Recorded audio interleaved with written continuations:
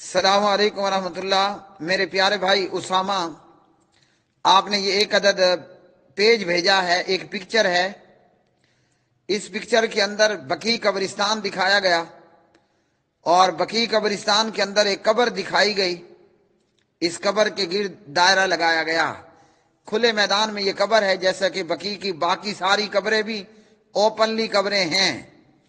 اس picture کے اوپر کوئی تحریر لکھی گئی ہے اور لکھنے والا شیعہ ہے یا پھر بریلوی ہے۔ لکھتا ہے کہ کبھی اپنی بیٹی کو تپتی دھوپ میں تنہا چھوڑ کے دیکھنا، کبھی اپنی بیٹی کو تپتی دھوپ میں تنہا چھوڑ کے دیکھنا، اندازہ ہوگا آج بھی تربت زہرا دیکھ رسول کیسے تڑپتی ہوگی۔ اس تحریر کا لکھنے والا یہ بتانا چاہتا ہے کہ سیدہ فاطمہ رضی اللہ تعالی عنہ کی قبر پہ کوئی مزار نہیں ہے، کوئی عمارت نہیں ہے، اور سیدہ فاطمہ دھوپ میں تڑپ رہی ہوگی۔ تو یہ تحریر گھڑنتو ہے، اور سیدہ فاطمہ رضی اللہ تعالی عنہ بنت محمد الرسول اللہ صلی اللہ علیہ وسلم، ان کی روح جنت مبارک میں، ان کی روح مبارک جنت میں، اور ان کا جسم خاکی وہ ان کی قبر میں۔ تو فوت ہونے والوں کو دھوپ نہیں تڑپایا کرتی۔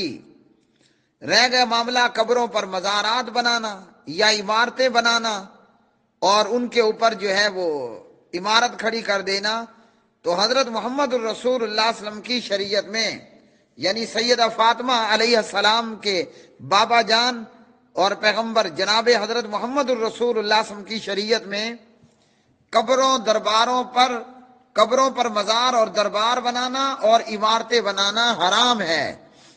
نہا رسول اللہ صلی اللہ علیہ وسلم ان یجسس القبر، پیارے نبی نے قبر پکا کرنے سے منع کیا، اس لیے سیدہ فاطمہ کی قبر پکی نہیں ہے۔ وَأَن يُبْنَى عَلَيْهِ، آپ نے قبر پر عمارت بنانے سے منع کیا، اس لیے سیدہ فاطمہ کی قبر پہ عمارت نہیں ہے۔ وَأَن يُقْعَدَ عَلَيْهِ، قبر پر مجاور بن کر اور قبر پر بیٹھ جانا، اس سے منع کیا، اس لیے سید فاطمہ علیہ السلام کی قبر پہ کوئی مجاور بیٹھنے والا بھی نہیں۔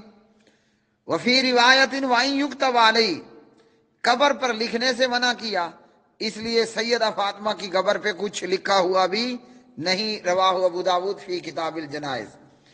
تو یہ قبروں پر دربار اور مزار بنانا، یہ سراسر حضرت محمد الرسول اللہ صلی اللہ علیہ وسلم کی شریعت میں حرام ہے، اور یہ اعمال کرنے والے مشرک اور بد عقیدہ ہیں کہ جو قبروں پر مزارات تعمیر کر لیتے ہیں۔